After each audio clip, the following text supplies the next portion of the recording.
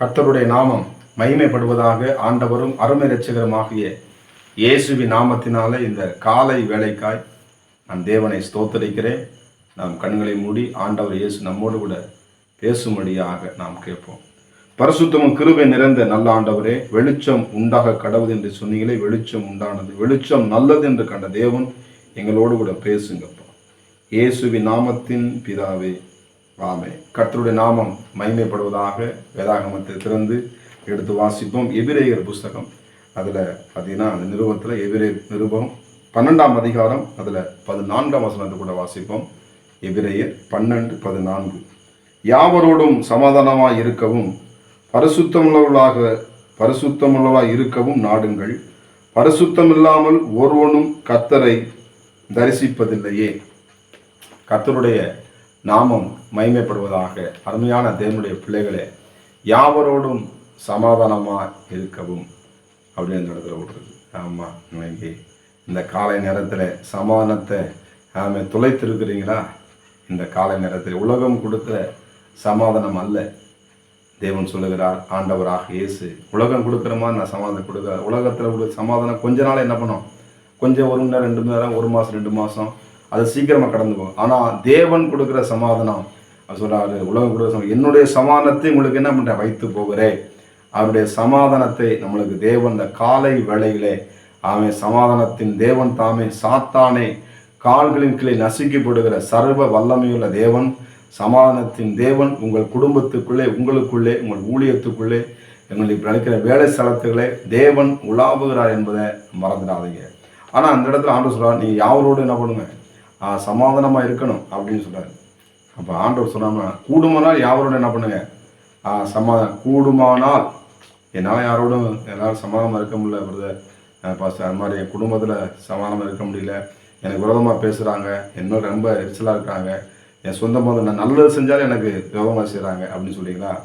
ஆமே, காட்டி கொடுத்த யூதாசையும் கூட ஆண்டவர் நம்ம அவனுக்கு முத்தம் கொடுத்து என்ன சொன்னார், சிநேகிதனே அப்படின்னு சொல்லி அந்த இடத்துல பார்க்க முடிகிறது. அப்போ அதனால் அவரோட என்ன பண்ணுங்க, கூடுமான முடிந்த அளவுக்கு என்ன பண்ணுங்க, சோதரம் அவங்களோட என்ன பண்ணுங்க. இன்னைக்கு எந்த இடத்துல யாரெல்லாம் சமாதானமாக இருக்கிறவங்க என்ன பண்ணுங்க, கசப்பாக இருக்கிறீங்க, அந்த கசப்பு வேறு என்ன பண்ணக்கூடாது, அது முளை திரும்பக்கூடாது. சோதரம் அந்த ஜெபத்துக்கு என்ன பண்ணும், அது தடையாக இருக்கும், உங்கள் ஆசீர்வாதத்துக்கு தடையாக இருக்கும்.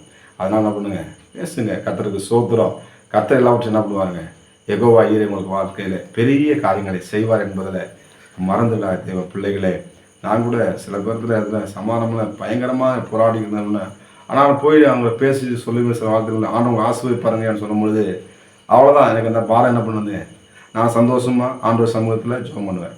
அப்போ என்ன பண்ணுவேன், அதனால் யாவரோட சமாதானம், எல்லாரோட சமாதானம் இருக்க முடியாது, ஆனால் பிசாசோட என்ன பண்ண முடியாது, சமாதானம் பண்ண முடியுமா? அதனால் இப்படித்தான் இருக்காங்கன்னு சொன்னால் அப்படி பார்த்தாலே எரிச்சது, பார்த்தாலே கோபம், வேதனையாக இருக்குது அப்படின்னு சொன்னேன்னா, அவங்காச்சும் உங்களை துன்பப்படுத்துறதுக்காக, உங்களை வேதனைப்படுத்துறதுக்காக என்ன பண்ணுங்க, ஜெபம் பண்ணுங்க. நிச்சயமாய் உங்கள் சமாதானம் ஒரு நாளும் கெட்டு போவதில்லை. அதே மாதிரி வீட்டுக்குள்ளே ஆண்டவர் சொல்றாரு, ஒரு வீட்டுக்குள்ளே நீங்கள் உள்ளே போகும் பொழுது என்ன பண்ணுங்க, சமாதானம் உங்களுக்கு. அது இஸ்ரவேல் நாட்டில் நீங்கள் பார்த்தீங்கன்னா உள்ளே போகும்போது என்ன பண்ணுவாங்க, சமாதானம் ஷாலோம் என்று என்ன பண்ணுவாங்களா சொல்லுவாங்க. இந்த காலை நேரத்தில் உங்கள் ஊரை பதிலுங்க, ஷாலோம், சமாதானத்தின் தேவன் நமக்குள்ளே இருக்கிறார் என்று என்ன பண்ணுவாங்க, அந்த வார்த்தையை நீங்கள் உச்சரிங்க. கர்த்தருடைய நாமம் உங்கள் வாழ்க்கையில மகிமைப்படும் என்பதில் நீங்கள் மறந்துடாதீங்க. அதே போல பார்த்தீங்கன்னா சங்கீதம் 29:14 வசனம் சொல்லுது பாருங்க. 29:11 சங்கீதம். கர்த்தர் தமது ஜனத்திற்கு பலன் கொடுப்பார், கர்த்தர் தமது ஜனத்துக்கு சமாதானம் அருளி அவர்களை ஆசீர்வதிப்பார். இந்த காலை நேரத்தில் சமாதானத்தை தொலைத்திருக்கிற, சமாதானத்தை கொடுக்கிற தேவன், சமாதானத்தின் தேவன் தாமேன்னு சொல்றாரு. காலை நேரத்தில் நான் சமாதானத்தை என்ன பண்ணுவேன், உங்களுக்கு அருளி உங்களை நான் ஆசீர்வதிப்பேன் என்று சொல்லுகிறார். அருமையான தேவ பிள்ளைகளே, நிச்சயமாக இந்த காலை நேரத்தில் யாருமே உங்களை சமாதானத்தை யாரும் பண்ணாது எடுத்து போட முடியாது. அதே போல நீதிமொழிகளை நீங்கள் பார்த்தீங்கன்னா 3ஆம் அதிகாரத்தில் அழகாக எழுதப்பட்டிருக்கிறது. சோத்திரம், அந்த வழிகள் இதுதான் சமாதானத்தை கொடுக்கிற தேவனாகிய கர்த்தர், சமாதானத்தின் தேவன், உன் வழிகளெல்லாம் உன்னை காக்கும்படியாக அவர் என்ன பண்ணார், உன்னோடு கூட இருக்கிறார் என்பதில் ஒருபோதும் கலங்கிறாதீங்க, கவலைப்பட்டுறாதீங்க, சோர்ந்து போகாதீங்க. நிச்சயமாக நீங்க தொலைத்திருக்கிற சமாதானத்தை இந்த காலை நேரத்தில் என் இயேசு தருகிறார் என்பதை நீங்க மறந்துடாதீங்க. உங்கள் முழு உள்ளத்தோடு முழு பலத்தோடு ஆண்டவராக இயேசு கிறிஸ்துவே, ஆண்டவரே உலகம் கொடுக்க எனக்கு சமாதானத்தை கொடுங்கன்னு சொல்லி கேட்பீங்கன்னா நிச்சயமாகவே முடிவு உண்டு. உங்கள் நம்பிக்கை வீண் போகாது. அருமையான தேவ பிள்ளைகளே, இந்த கால நேரத்திலும் கூட தேவனுடைய பிரசனமானது, தேவனுடைய வல்லமையானது, சமாதானத்தின் தேவன் தாமே உங்கள் இல்லத்துக்குள்ளே உலாவி கொண்டிருக்கிறார் என்பதை நீங்கள் மறந்துடாதீங்க. யாரோட பேசாமல் இருக்கிறாங்க என்ன பண்ணுங்க, ஒப்புரவாங்க. சோதனை கூடுமானால் என்ன பண்ணுங்க, அந்த காரியங்களை சரிப்படுத்துங்க. அப்படி நீ சரிப்படுத்தும் பொழுது நீ எவ்வளவு நாள் ஜெபித்து கொண்டு இருக்கிறீங்களோ அந்த ஜெபத்திற்கு உடனே பதில் கிடைக்கும் என்பதில் எந்த விதமான சந்தேகம் இல்லை. சோத்திரம். ஆண்டவர் சமாதானத்தின் தேவனாக இருக்கிறார். சமாதானத்தின் தேவன் தாமே முற்றிலும் பரிசுத்தமாக்குவாராக என்று நிருபத்தில் வாசிக்கிறோம்.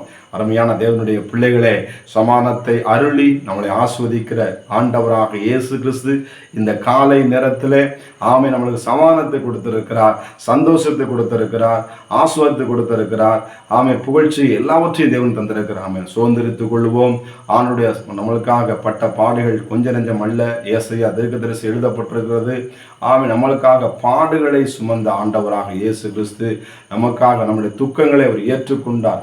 சமாதானத்தை உண்டு பண்ணும் ஆக்கினி அவர் மேல் வந்தது என்று எழுதப்பட்டிருக்கிறது. சோத்திரம். நம்ம சமாதானம் இருக்கும்படி என்ன பண்ணாருங்க, எல்லாவற்றும் நமக்காக அடிகள் பட்டார், நொறுக்கப்பட்டார்.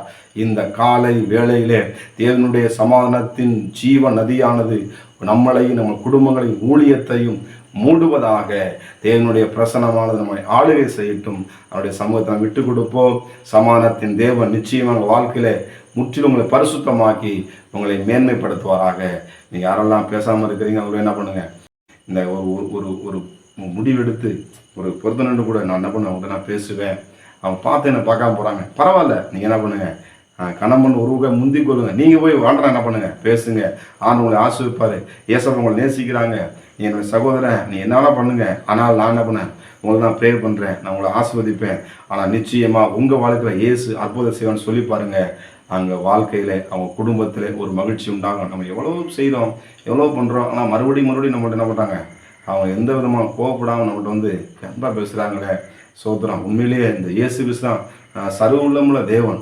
இவர் தான் ஒரு அன்பான கடவுள். எல்லார் இடத்துலையும் சமாதானமாக இருக்கு. அந்த சமாதானம் எனக்கு வரணும்னு சொல்லி அவர்களும் இயேசுவிடத்திலே ஓடி வருவார்கள். அருமையான தேவ பிள்ளைகளே, இந்த காலை வேளையிலே சமாதானத்தின் நதியானது நம்முடைய குடும்பத்தை, நம்முடைய குடும்பங்களை, பிள்ளைகளையும், நம்முடைய தேசத்தை மூடுவதாக நாம் கண்களை மூடி ஜெபம் பண்ணுவோம். பரிசுத்தம் கிருபை நிறைந்த நல்ல ஆண்டவரே, நன்றியோடு துதிக்கிறோம். ஆண்டவரே, ஸ்தோத்தரிக்கப்பட்ட நல்ல இந்த காலை வேளையிலே சமாதானத்தை அருளி ஆசிர்வதிக்கிற நம்முடைய வல்லமை ஆண்டவரே, பிள்ளைகள் எந்தெந்த இடத்துல சமாதானம் இல்லாமல் இருக்கிறார்களோ, வேதனையோடு இருக்கிறார்களோ, பாரத்தோடு இருக்கிறார்களோ, தேவனுடைய சமாதானம் அந்த குடும்பத்தை நிரப்புவதாக இயேசுவின் நாமத்தினாலே. ஹல்லேலூயா, ஹல்லேலூயா. உடைய பிள்ளைகளை ஆண்டவனை தொடுவீராக. உடைய பிள்ளைகள் மேலே ஆண்டவரே உடைய கரத்தை நீ வைக்கிறதற்காய் ஸ்தோத்திரம். ஆண்டவரே, ஆண்டவரே சமாதானத்தை அருளி ஆண்டவரே வழிகளிலே சமாதானத்தை கொடுக்கிறதற்காய் ஸ்தோத்திரம். அப்பா ஆண்டவரே, குடும்பத்தில் சமாதானத்தை நீ தந்து கொண்டிருப்பதற்காய் நன்றி. ஆண்டவரே, தேவனுடைய பிரசன்னம் உடைய பிள்ளைகளை மூடுகிறதற்காய் நன்றி. ஆசீர்வதிங்க. நன்மையும் கிருபைகளை தொடரட்டும் அப்பா. ஆண்டவரே ஸ்தோத்திரம். அப்பா சாத்தானை கால்கள் நசிக்கப்படுகிறதுக்காய் ஸ்தோத்திரம். பெரிய காரியங்களை செய்யுங்க. சமாதானத்தின் தேவனோடு கூட இருப்பாராக. இயேசுவின் நாமத்தின் பிதாவே, ஆமென். God bless you. கர்த்தர் உங்களை ஆசீர்வதிப்பாராக. படைப்பிற்கெல்லாம் சமாதானம், பகைவர்க்கெல்லாம் சமாதானம், பரமன் தந்த சமாதானம், உங்களுக்கு சமாதானம், உங்களுக்கு சமாதானம்.